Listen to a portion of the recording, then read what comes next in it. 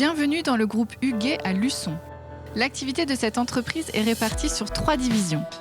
Un département ingénierie qui représente 70% de son activité, un département dédié aux énergies et un troisième consacré à la maintenance et installé sur un autre site à Pouzauges. Cette entreprise est effectivement spécialisée dans la conception de machines spéciales pour les industriels de tout secteur et pour des entreprises de toute taille. Cette société familiale qui rassemble un effectif de 140 personnes sur 3 sites connaît aujourd'hui un développement d'envergure internationale. En apportant des solutions sur mesure et efficaces, elle a séduit de grandes entreprises. Son chiffre d'affaires 2018 de 21 millions d'euros en témoigne.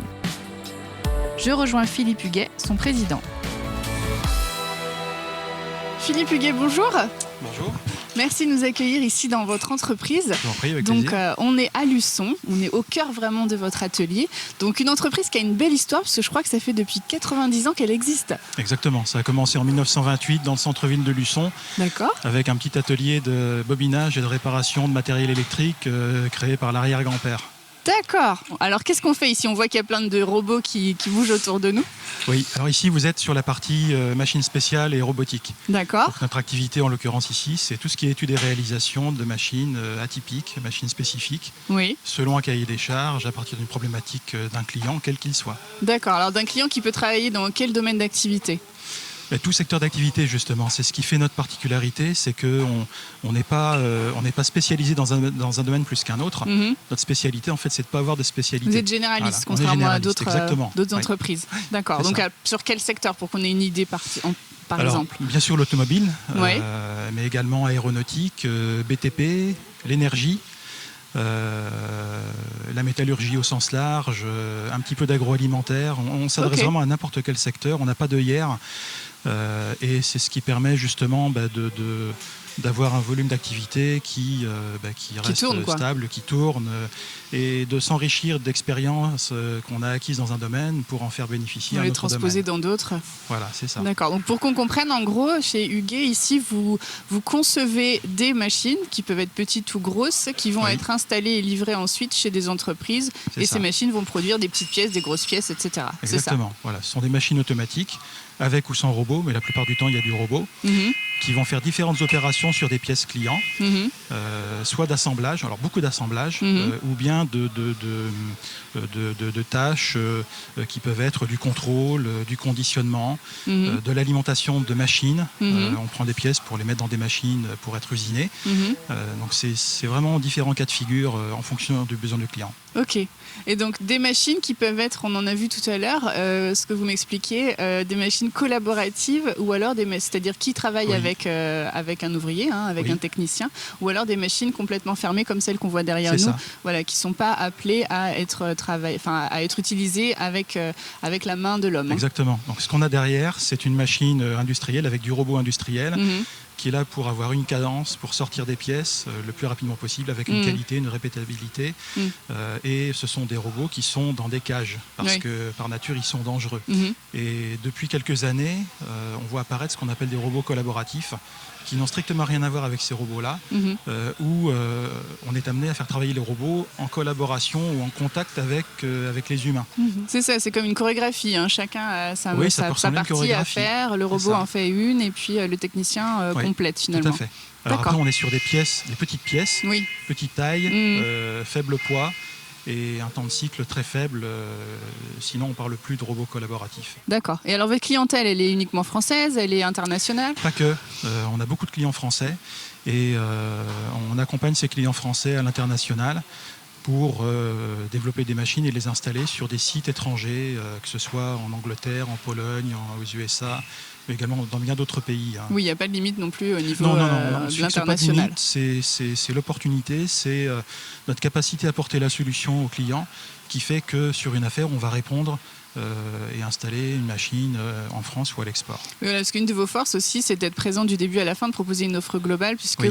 votre bureau d'études qui est présent ici conçoit le robot, ensuite vos chargés d'affaires prennent le relais, etc., la partie technique, et puis finalement, ces personnes vont aller livrer elles-mêmes Oui, le projet exactement. sur lequel elles ont travaillé. Oui, tout à fait, c'est ça. On commence depuis l'étude jusqu'à la réalisation, avec toutes les étapes d'intégration, d'assemblage, de mise au point. Et ce sont nos équipes de A à Z qui interviennent.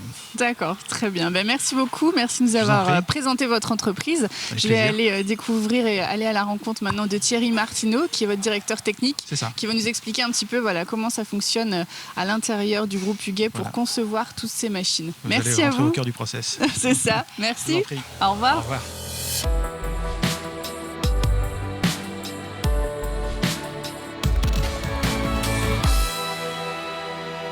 Thierry Martineau, bonjour. Bonjour. Vous êtes donc directeur technique ici dans le groupe Huguet. Oui, Donc tout à on fait. conçoit des grosses machines, on en voit travailler derrière nous. Mais bon, avant d'arriver à ce stade-là, il y a beaucoup d'étapes, beaucoup Complètement. de travail de vos équipes. Donc comment ça se passe depuis le départ? Alors en fait, on est contacté par les clients pour des besoins de fabrication de produits. Donc souvent on a des cahiers des charges bien sûr, mais souvent on conçoit le cahier des charges ensemble. Et le but du jeu, c'est d'arriver à la pièce dont ils ont envie de fabriquer. Donc pour ce faire, on va démarrer avec le bureau d'études, qui est une grosse partie chez nous, puisque c'est plus d'une trentaine de personnes. Dans ce bureau d'études, on a des projeteurs qui permettent de dessiner en 3D toute la conception de la machine. Donc ça, c'est vraiment le premier poste où on va imaginer tous ces concepts de mécanisation. Concevoir en volume une machine et voir à quoi elle va ressembler, comment elle va Exactement. fonctionner. Oui, tout à fait. Et puis même après aller plus loin, dessiner toutes les pièces une par une Oui, qui tous vont les être composants. envoyées en fabrication derrière. Donc ça, c'est la première étape. En parallèle, quand on a un peu avancé sur cette partie mécanique, on a toute la partie automatisme robotique qui est une partie intégrante de la fonction machine, puisqu'un robot, il y a autant d'automatisme et d'électrique que de mécanique, qui va permettre de faire des assemblages, des transferts de pièces. Donc là, on a le bureau d'études automatisme qui intervient avec donc les gens qui font le schéma électrique, c'est-à-dire toute l'interconnexion de ces éléments ensemble. Tout le Donc là, câblage en fait, c'est ça? ouais, en fait, c'est ce qui va se terminer en câblage, effectivement, puisque c'est des plans papier qui vont servir justement aux câbleurs derrière pour faire cet ensemble. Donc, l'automaticien, lui, en parallèle, commence à penser les cycles, comment tout ça va s'interconnecter, va fonctionner.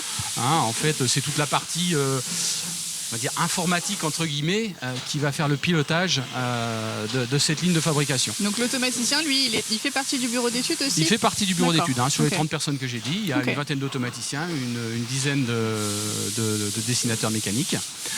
Et donc, quand tous ces dossiers sortent du bureau d'études, donc il y en a une partie qui est envoyée en fabrication mécanique pour toutes les pièces que l'on a vues, qui est en partie sous-traitée, et une autre partie qui est donc faite en interne. C'est le câblage des armoires électriques, donc c'est le poste de pilotage, et toute la partie câblage machine.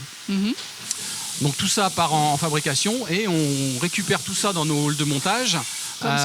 Comme celui-ci pour les assembler au complet. Et là interviennent donc les monteurs mécaniques. Donc on a toute une équipe de monteurs mécaniques qui vont aller assembler ce mécano à partir des plans qui ont été faits en amont. Prendre chaque pièce, la mettre à la bonne place, Tout à fait. etc. Donc là ils se servent des plans 3D qui ont été faits en amont et ils montent ce mécano pour obtenir ce que l'on voit derrière. Et quand tout est monté et câblé, l'automaticien revient sur le sujet, injecter son programme pour commencer à cycler tous ces éléments entre eux pour obtenir au final la pièce qui va sortir à un bout de la machine complètement assemblée. Et derrière cette machine, une fois qu'elle est prête chez nous et qu'elle sort les pièces à la cadence, avec la qualité demandée, elle va être montée sur le site final. Donc là on retrouve encore nos monteurs, nos câbleurs qui vont suivre la machine. Ah, les câbleurs aussi suivent aussi? Oui, bien sûr, parce que jusqu'à la livraison? Jusqu'à la livraison, tout le monde suit. Et donc à la fin, une fois que c'est réimplanté chez le client, l'automaticien ou les automaticiens reviennent remettre en route la machine, reformer plus profondément les gens. Revérifier que tout fonctionne correctement. Revérifier que tout fonctionne bien. Accompagner aussi en production des fois. On est en accompagnement de montée en production. Voilà.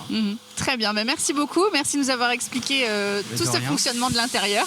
Je vais aller rejoindre Miguel Bernard qui est câbleur justement, qui intervient donc au départ, au démarrage de la conception et qui va nous faire partager un peu son quotidien. Merci à vous. Merci à vous. Au revoir. Au revoir.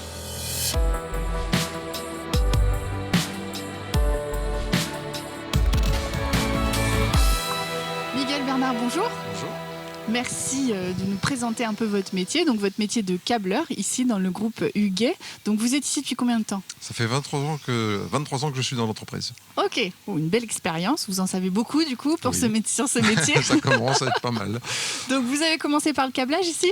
Oui, Ok. c'était ma première mission lorsque je suis arrivé là. Donc j'ai appris toutes les ficelles du métier. Enfin, on me les a apprises grâce à mes collègues. Mais vous aviez une formation déjà Oui. en rapport. Hein. Oui, Vous aviez fait quoi J'ai fait avant un CAP, un BEP et un bac pro d'électrotechnique. D'accord. Option électromécanique. Ok, d'accord. Donc le câblage, ça consiste en quoi finalement? De manière simple que tout le monde comprenne. Déjà, on nous fournit un plan. C'est pas Ok. nous qui décidons. On Oui. reçoit du matériel qu'on va étiqueter et après on va mettre en place. Et D'accord. ensuite, nous réalisons le câblage. Donc là, on part sur une comment ça s'appelle là le Une socle? platine. Une platine, Une c'est ça? platine qui Voilà. arrive nue. Qui arrive nue. Donc, sur Travaille le plan, avec on des a plans toutes comme on voit là. Voilà, on a toutes les informations nécessaires dans le plan. Il y a l'implantation ensuite, que des fois il faut retoucher. Hein. Il n'y a jamais rien de précis. Donc, Ça peut évoluer, on peut corriger des choses. oui, voilà. En D'accord. accord avec nos collègues de la DAO. D'accord, ok. Donc là, sur une platine comme ça, vous pouvez travailler combien de temps par exemple? Ah, ça peut être 1 ou 2 semaines. Après, il y en a D'accord. plusieurs. Comme vous voyez, là, il y en a 2 pour cette armoire-là. Celle-ci est déjà plus conséquente aussi. Donc, c'est jamais 2 fois la même chose presque. Hein. C'est ça. C'est à l'unité. Alors vous faites du câblage, mais pas seulement, je crois, vous faites du chantier Oui, aussi. je fais du chantier aussi. Donc ça, c'est plus récent dans votre parcours? Ouais, oui, j'ai fait ça. Le câblage, j'ai dû le faire 6 ou 7 ans. Et après, j'avais envie de passer à autre chose. Ok. On voit d'autres horizons et d'autres personnes. Donc pour qu'on comprenne le terme chantier, quand vous faites du chantier, vous faites quoi exactement? Et on va réaliser tous les passages de câbles, les cheminements Oui, donc là, sur site. Oui, voilà. Oui, c'est quand la Ouais. machine est livrée chez le client, Oui. et donc vous y allez, et c'est vous qui installez tout ça. On Quand crée vous la la machine concevez, sur vous la place, créez. on l'essaye, on la démonte et après on va la remonter chez le client. D'accord. Donc vous diriez que c'est un travail quoi, de précision, d'organisation. Ah oui, ouais. Quelles sont les qualités qu'il faut pour faire ce On va être travail? rigoureux et oui, c'est ça, être précis, penser. On a beaucoup de choses à penser, donc faut jamais essayer de rien oublier, quoi. Et puis être c'est concis, quoi. C'est un travail de collaboration aussi, puisque oui, vous oui, travaillez avec les de collègues, manière ouais. transverse avec Avec un nos petit peu collègues, tous nous, vos déjà. collègues. Et après, avec les automaticiens, les mécaniciens, nous ne sommes pas les seuls intervenants, donc il faut bien que tout ce petit monde s'imbrique. Oui, ce qui est sympa aussi, c'est que vous travaillez dans différents secteurs Oui, c'est finalement. ça. Vous allez chez des clients qui peuvent faire des choses très très Ah, différentes. complètement, ça peut être l'automobile, l'aéronautique, il y a beaucoup de. Moi, c'est ce que j'aime bien. Enfin, la diversité, c'est super sympa. Tous les jours sont différents. Voilà, un peu, ouais. D'accord. Bon, merci beaucoup. Merci de nous avoir fait découvrir un petit peu votre métier plus précisément. Au revoir.